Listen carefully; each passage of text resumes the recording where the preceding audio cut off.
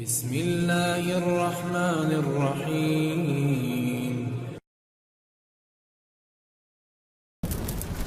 حشر کا میدان۔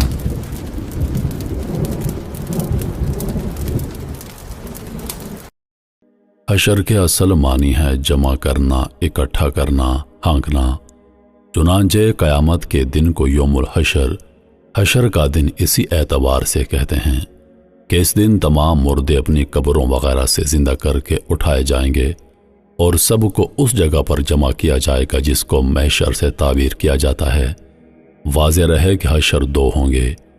ایک تو قیامت آنے کے بعد اور دوسرے حشر کا تعلق قیامت سے پہلے علامات قیامت سے ہے۔ ایک آگ مشرق سے نمودار ہوگی جو لوگوں کو گھیر کر زمین شام کی طرف لے جائے گی اور وہاں پر اکٹھا کر دے گی۔ حضرت سہل بن سعد رضی اللہ عنہ کہتے ہیں کہ رسول کریم صلی اللہ علیہ وآلہ وسلم نے فرمایا، قیامت کے دن لوگوں کو ایسی سرخی مائل سفید زمین پر جمع کیا جائے گا جو رنگ اور گولائی کے اعتبار سے چھنے ہوئے آٹے کی طرح ہوگی، اور اس زمین پر کسی کے مکان و عمارات وغیرہ کا کوئی نشان نہیں ہوگا بلکہ ہموار چٹیل میدان ہوگا۔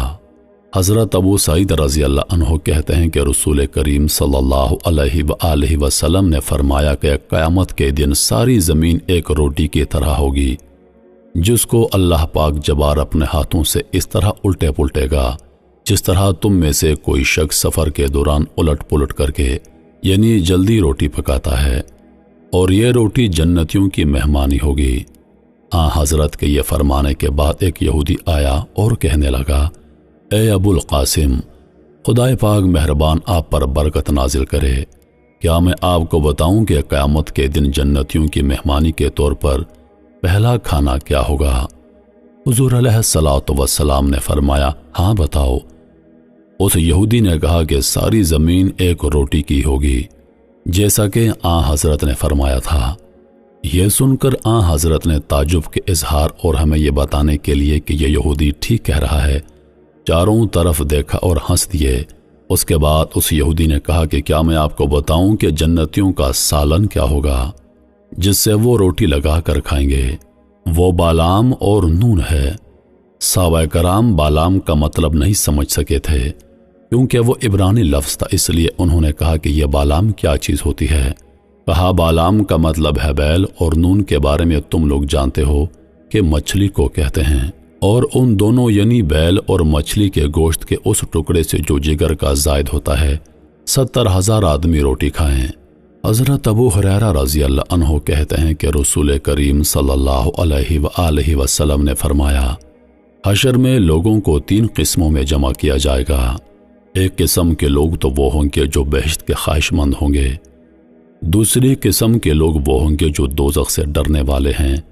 اور ان دونوں قسموں میں سے جو لوگ سواری پر ہوں گے ان کی صورت یہ ہوگی کہ 2 ایک اونٹ پر سوار ہوں گے،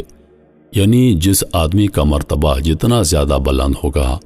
وہ اتنے ہی کم آدمیوں کے ساتھ سواری پر ہوگا اور نہایت آرام و کشادگی کے ساتھ بیٹھا ہوا ہوگا،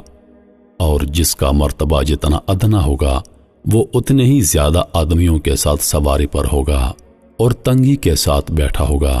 اور تیسری قسم کے باقی تمام لوگوں پر مشتمل ہوگی جن کو آگ جمع کرے گی، اور وہ آگ ہر وقت ان کے ساتھ رہے گی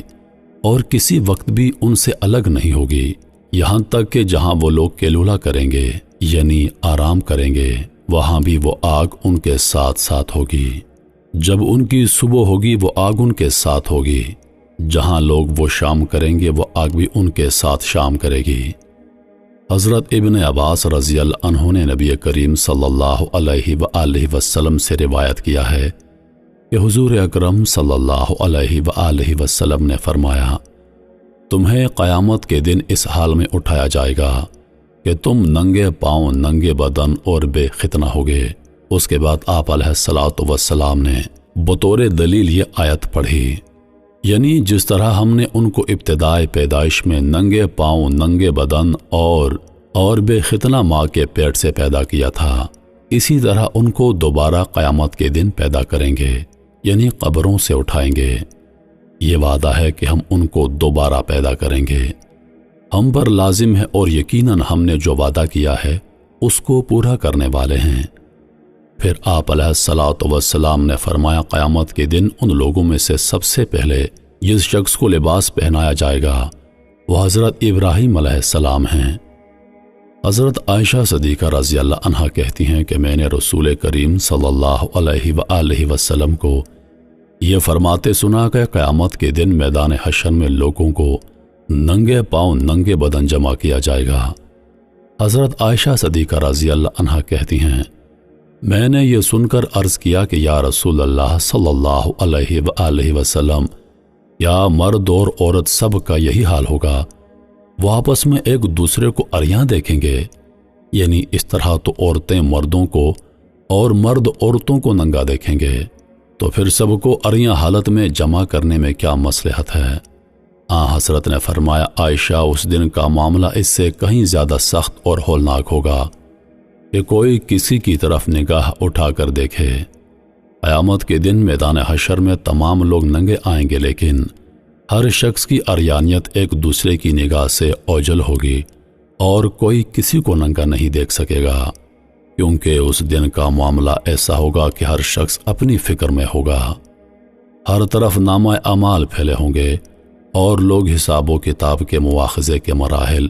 اور قیامت کی ہولناکیوں میں اس طرح گرفتار ہوں گے کہ کسی کو کسی کی کوئی خبر نہیں ہوگی کہ کون کس حال میں ہے، اور کسی کو کسی کی طرف نگاہ اٹھا کر دیکھنے کا موقع ہی نہیں ملے گا۔ حضرت انس رضی اللہ عنہ سے روایت ہے، ایک شخص نے عرض کیا، یا نبی اللہ، قیامت کے دن کافر منہ کے بل چل کر کس طرح میدان حشر میں آئیں گے؟ یعنی کسی کے لیے منہ کے بل چلنا کیسے ممکن ہوگا؟ حضرت نے فرمایا کہ یہ حقیقت ہے، جس ذات یعنی اللہ تعالیٰ نے اس کافر کو دنیا میں پاؤں کے بل چلایا ہو، وہ ذات اس کو قیامت کے دن منہ کے بل چلانے پر بھی قادر ہے۔ حضرت ابو ہریرہ رضی اللہ عنہ نے نبی کریم صلی اللہ علیہ وآلہ وسلم سے روایت کیا ہے، آپ علیہ الصلاۃ والسلام نے فرمایا، قیامت کے دن حضرت ابراہیم علیہ السلام اپنے باپ آزر سے اس حال میں ملیں گے کہ آزر کا چہرہ غم اور فکر کے سبب سیاہ ہوگا اور غبار آلود ہوگا۔ حضرت ابراہیم علیہ السلام یہ دیکھ کر حسرت اور افسوس کے ساتھ کہیں گے کہ کیا دنیا میں تم سے یہ نہیں کہا تھا کہ میں اللہ تعالیٰ کی طرف سے جو کچھ بتاتا اور تعلیم دیتا ہوں اس میں میری نافرمانی نہ کیا کر۔ ان کا باپ آزر ان سے کہے گا کہ میں آج کے دن تمہاری نافرمانی نہیں کروں گا، خدا را میری شفاعت کرو اور مجھے نجات دلاؤ۔ حضرت ابراہیم علیہ السلام باپ کی یہ بات سن کر عرض رساں ہوں گے کہ میرے پروردگار، تو نے مجھ سے وعدہ کیا تھا کہ اس دن جب لوگوں کو دوبارہ زندہ کر کے اٹھایا جائے گا، یعنی میدان حشر میں، تو مجھ کو ذلیل اور رسوا نہ کرے گا۔ بس میرے ماں باپ کی رسوائی اور ذلت سے بڑی ذلت و رسوائی میرے لیے اور کیا ہو سکتی ہے کہ وہ تیری رحمت سے دور ہیں۔ اللہ تعالیٰ فرمائے گا کہ ابراہیم، آج کے دن تمہارے باپ کے حق میں مغفرت و نجات کی تمہاری درخواست منظور کی جا سکتی ہے، کیونکہ وہ کافر ہے، اور حقیقت یہ ہے کہ میں نے جنت کو کافروں کے اوپر حرام قرار دیا ہے۔ پھر ابراہیم علیہ السلام سے کہا جائے گا کہ نیچے دیکھو تمہارے پیروں میں کیا چیز ہے۔ حضرت ابراہیم علیہ السلام یہ سن کر اپنے پیروں کی طرف نگاہ کریں گے تو دیکھیں گے کہ ان کا باپ آزر کفتار یعنی بجو کی شکل میں مٹی اور گوبر میں لتھڑا ہوا پڑا ہے۔ پھر اس آزر کے پاؤں پکڑ کر دوزخ میں پھینک دیا جائے گا۔ حضرت ابراہیم علیہ السلام کے باپ کی صورت کو بجو جیسے حقیر جانور کی شکل و صورت میں اس لیے بدل دیا جائے گا تاکہ ابراہیم علیہ السلام کے دل سے محبت جاتی رہے اور وہ اس سے علیحدہ ہو جائیں، اس لیے کہ ان کی سبکی نہ ہو کہ ان کا باپ دوزخ میں ڈالا گیا۔ حضرت ابو ہریرہ رضی اللہ عنہ کہتے ہیں کہ رسول کریم صلی اللہ علیہ وآلہ وسلم نے فرمایا کہ قیامت کے دن میدان حشر میں جب حساب کتاب کی ابتدا ہوگی اور نامہ اعمال کھلنے شروع ہوں گے تو لوگوں کو پسینہ آئے گا، اور وہ پسینہ اس قدر بہے گا کہ زمین کے اندر 70 گز تک چلا جائے گا، اور ان کے لیے لگام بن جائے گا، یہاں تک کہ ان کے کانوں تک پہنچ جائے گا۔ یہاں سارے لوگوں سے مراد جنات بھی شامل ہیں۔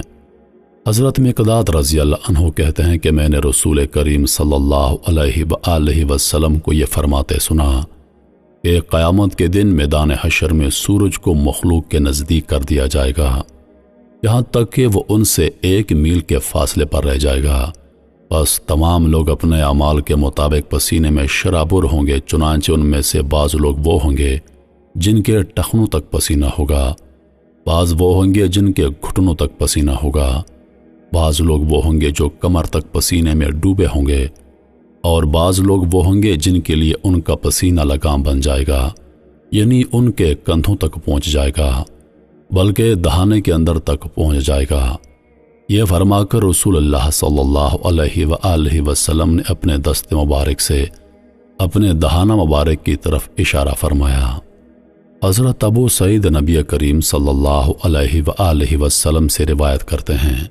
کہ آپ علیہ الصلاۃ والسلام نے فرمایا، قیامت کے دن میدان حشر میں اللہ تعالیٰ آواز دے گا، اے آدم۔